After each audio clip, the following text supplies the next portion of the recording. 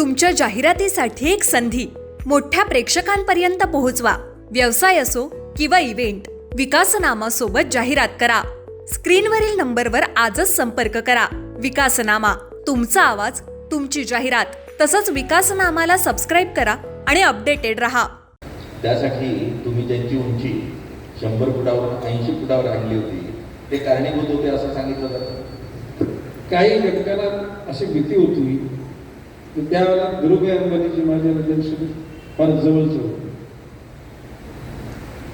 आणि त्याच कालखंडामध्ये धीरूभाई अंबानी, प्रमोदजी महाजन आणि बाळासाहेब, धीरूभाई अंबानीचा पर्यटन सिविंट नावाचा बंगला आहे.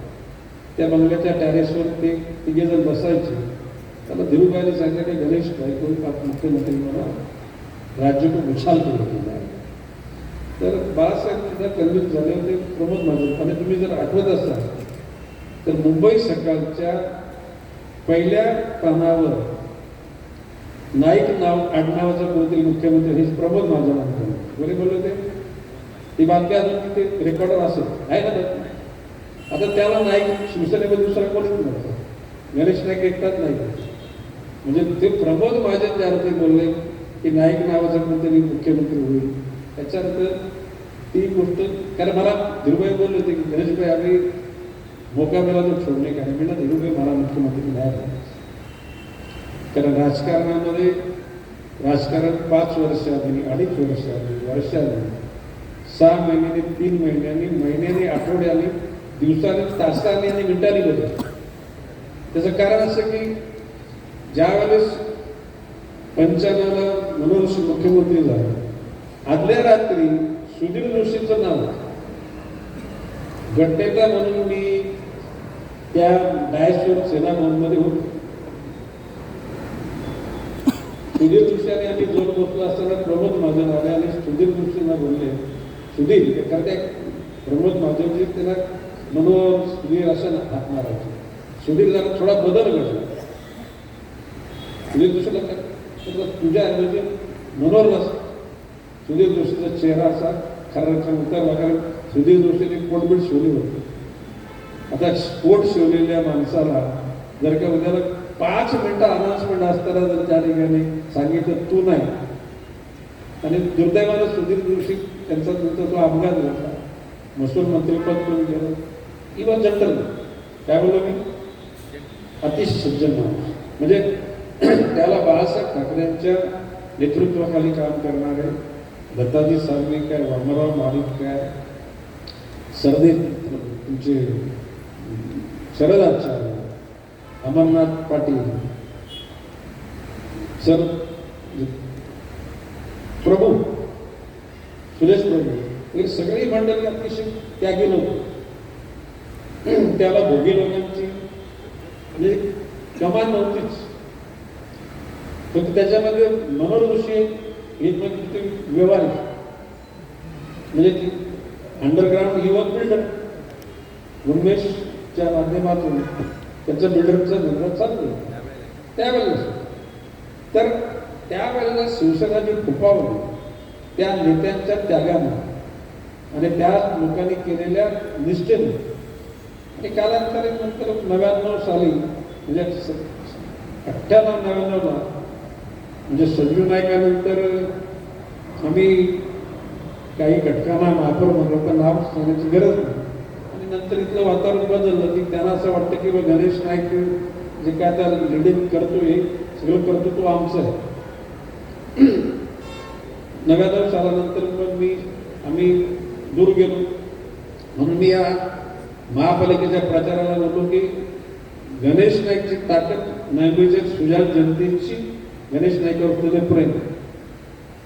गणेश नाईक ते फिजिकली फार काय म्हणजे स्ट्रॉंग नाही. चाकू, सुरे, तलवारी, रिव्हॉल्वर घेतलेली गुंडांची फौज माझ्याकडे नाही. धीरूभाई अंबानी जरी माझा दोस्त होता तरी सुद्धा गणेश नाईक काय 2 नंबरच्या पैशाचा धनी नाही, सगळ्यांना नाही.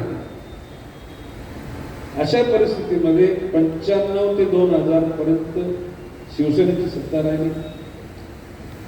2000, 2005, 2010, 15 4 टन शरदचंद्र पवार साहेबांच्या नेतृत्वाखाली इथे राष्ट्रवादीचं एकूण वर्चस्व राहिलं. आणि त्याच्यानंतर ज्याला आम्ही भाजपमध्ये गेलो त्याला मी आता 5 वर्ष निवडणुका झाल्या नाही प्रशासनाचा कालखंड, पण मी लोकांना बोललो होतो या ठिकाणी भाजपची सत्ता येईल. आणि आता ह्या निवडणुका झाल्या, ह्या 29 महानगरपालिकेमध्ये निवडणुका झाल्या, पण नवी मुंबई महापालिकेमध्ये महायुद्ध झालं. या सर्वसामान्य जनतेला त्याच्यातली ग्रॅव्हिटी माहीत नसते. या महापालिकेच्या निवडणुकांकरता अतिशय 1 वर्षापासून तयारी, म्हणजे आमचं अस्तित्व इथून नाहीसं करण्याकरता तयारी झाली. म्हणजे बेलापूरचे रमेश पाटलांचं कुटुंब हे अखंड काँग्रेसची आहे.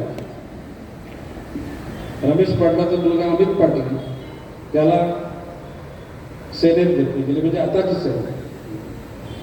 त्याचा मुलगा अमित पाटील, त्याची सून ही नामदेव भगतांची मुलगी, ती काँग्रेसची महिलांचे अध्यक्ष आणि जनरल काँग्रेसचे पण अध्यक्ष, तिलाच सेनेमध्ये घेतले.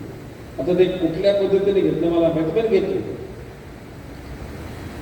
नामदेव भगत हे राष्ट्रवादी काँग्रेस म्हणजे अजितदादा गटाचे ते शहराचे अध्यक्ष, मित्रपक्ष ना, भारतीय जनता पक्ष, शिंदे सेना, अजितदादा, NCP. त्याने त्या अजितदादांच्या शहर अध्यक्षालाच शिंदे सेनेमध्ये आले. इथे सानपाड्यामध्ये वास्कर दाम्पत्य आहे. ते दाम्पत्य म्हणजे त्यांच्या जर लॉकेटमध्ये बघितलं तर एका बाजूला बाळासाहेब ठाकरेंचा फोटो आणि एका बाजूला उद्धव ठाकरेंचा फोटो, म्हणजे त्याच्या पत्नीच्या पण आणि त्याच्या पण, त्याला पण शिंदे सेनेमध्ये. तुर्ब्यामध्ये शरद पवार काँग्रेसचे जिल्हाध्यक्ष CR पाटील त्यालाच शिंदे सेनेमध्ये आले. इकडे रमाकांत म्हात्रे म्हणजे त्यांच्या सुद्धा लॉकेटमध्ये अशोक चव्हाणांचा फोटो, कोणाच्या, म्हात्रेंचा, त्यांना सुद्धा शिंदे सेनेमध्ये. MK मडवी यांच्या सुद्धा लॉकेटमध्ये त्यांची पत्नी, म्हणजे माझ्यावर सगळ्यांचं प्रेम आहे, कुणाचं हे सगळ्यांची नावं घेतली नाही, एव्हरी पर्सन लव्हज मी, पण त्या MK मडवीच्या सुद्धा लॉकेटमध्ये त्याच्या पत्नीच्या, त्याच्या मुलाच्या, एका बाजूला उद्धव ठाकरे, दुसऱ्या बाजूला आदित्य ठाकरे होते, त्यांना पण शिंदे सेनेमध्ये. एकूण माझी 65 नगरसेवक. आता 29 महानगरपालिकेच्या निवडणुका असताना शिंदे सेनेचे प्रमुख नेते एकनाथ शिंदे ऐरोली मतदारसंघामध्ये 1 दिवस पूर्ण, बेलापूर मतदारसंघामध्ये 1 दिवस पूर्ण, निवडणुकीच्या 1 दिवशीच्या रात्री पूर्ण रात्र नवी मुंबईमध्ये, आणि निवडणुकीच्या दिवशी सुद्धा नवी मुंबईमध्ये, म्हणजे 4 दिवस. म्हणजे नवी मुंबईमध्ये गणेश नाईकच्या विचाराचं अस्तित्व संपुष्टात आणलं की आपल्याला पुढे भविष्यकाळामध्ये 25 वर्ष कोणी आढळू शकणार नाही. आता किती पैसे वाटले, 1 नंबरचे 2 नंबरचे आम्ही असले, पण वाटले खरी ते नैवेद्य जनतेला नाही. पण मी त्यांना सांगितलं की नैवेद्यची स्वाभिमानी जनता, तुमचा पैसा ठोकारे. नैवेद्यची जनता स्वाभिमानी, सुशिक्षित. तेवढंच नाही तर प्रभाग रचना करता महापालिका आयुक्त, सचिव म्हणून आले तर मी नाव नाही घेत, आणि निवडणूक आयोग, या तिन्ही घटकांना एक प्रकारचा. तुमच्या जाहिरातीसाठी एक संधी मोठ्या प्रेक्षकांपर्यंत पोहोचवा. व्यवसाय असो किंवा इव्हेंट, विकासनामा सोबत जाहिरात करा. स्क्रीनवरील नंबरवर आजच संपर्क करा. विकासनामा, तुमचा आवाज, तुमची जाहिरात. तसंच विकासनामाला सबस्क्राईब करा आणि अपडेटेड रहा.